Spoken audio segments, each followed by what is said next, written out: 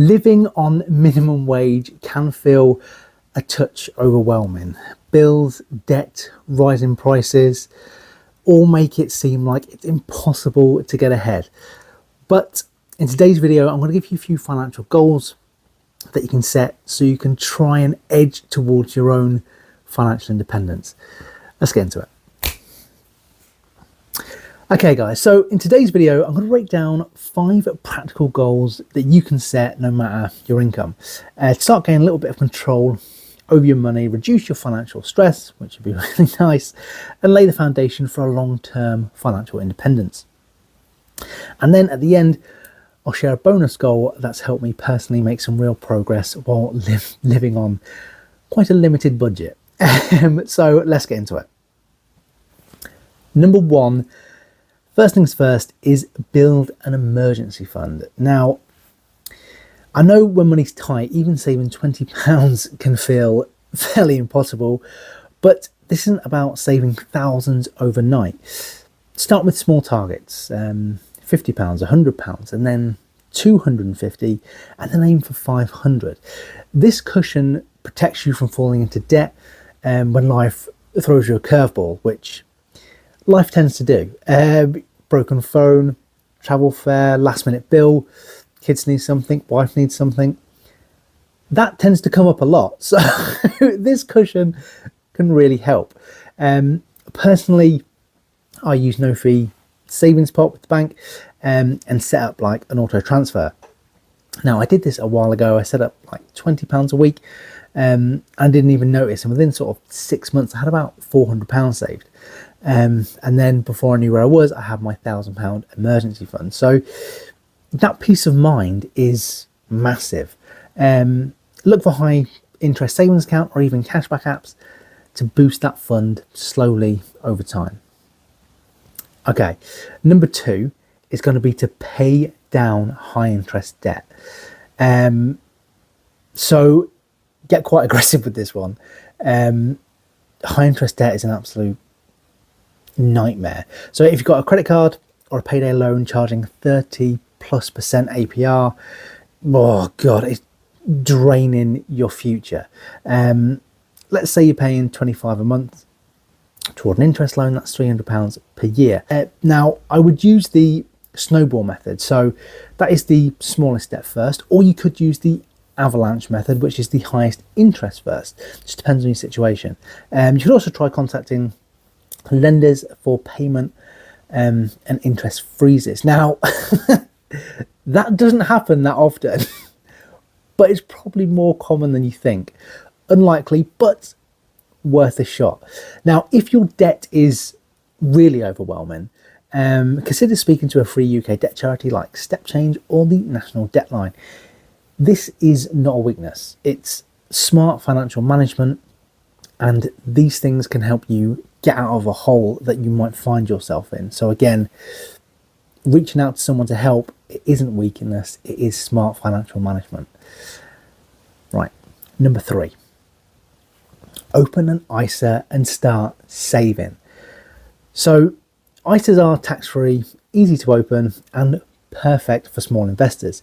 And you don't need thousands. You don't need thousands of pounds. I started with a very small amount, and it was quite overwhelming even then, but I used index funds or ETFs to get exposure to the market without picking individual stocks, which at the time when I started seemed a little bit risky. But an ETF, say the S&P 500, that is 500 of the largest companies in the US. So if the CEO of one of them does something silly and you're all in on that stock, then you're going to lose quite a bit of money. But if you've got exposure to all 500 and they do something silly, you're not really going to feel that. So that's a massive benefit of investing in something like the S&P 500. But I'm not a financial advisor. I'm just a normal guy living on minimum wage who's building financial security. But yeah, do your own due diligence, but that is a really helpful tip there. Now, if you start investing and you're watching this, chances are you probably do care about the long game, and just investing £50 or £100 a month could grow into a really substantial nest egg by the time you're ready to retire. And that is, think of it as your future freedom fund. Okay, number 4 is going to be invest in a side hustle. Now that is a bit of a buzzword, I know, but I'm going to give you a bit of proof of concept later in the video. Now let's talk about increasing your income. So goal 4 is to invest in that side hustle, not just time, but money too. Now at this point, you can maybe use a bit of your savings. Off the top of my head, you could buy something wholesale, multiple things, and then sell it individually for a profit.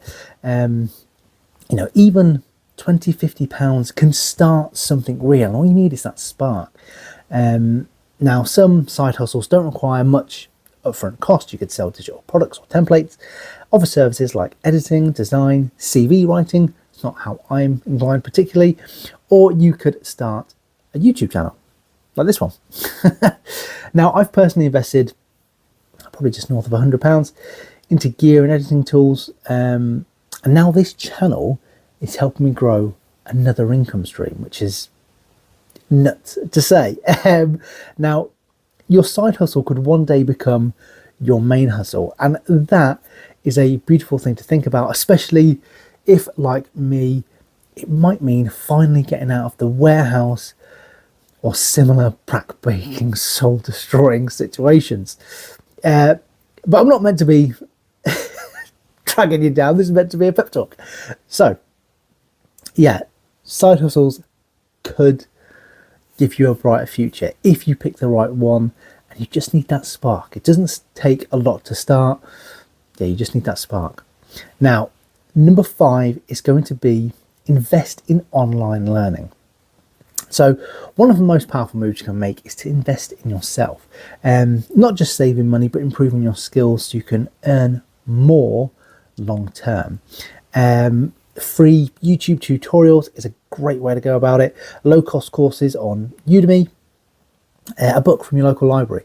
If you learn a digital skill, coding, editing, writing, budgeting, you can increase your overall value to the general market and therefore earn more money. Even better, it'll boost confidence, which spills over into your job, your side hustle, and your mindset around money, which is really, really important. Now, I started learning about dividend investing during my lunch breaks, don't tell my boss. And now that knowledge is paying me every month. So again, it just takes a little spark and you're away. Now, bonus little tip here is automation. Try to automate as much as you can. Automate savings, automate bills, automate your investments. Why? Because when you make financial decisions once and you let them run in the background, you're less likely to skip them or fall off track. Use standing orders on apps like Monzo or Plum. Set it and forget it over time, and those automatic habits help build your financial future without constant stress or effort of doing so. Now, these 5 financial goals are fairly simple, but they are quite powerful. And even if you're earning minimum wage today, yourself, they can help you gain control and build momentum and start building wealth into the future. Now, we've talked about earning money outside of your job through additional income streams in this video. Now, this YouTube channel is an additional income stream for me because we've just started to get to the point where we can run ads on the channel, and we've started to develop an additional income stream, which is nuts to say.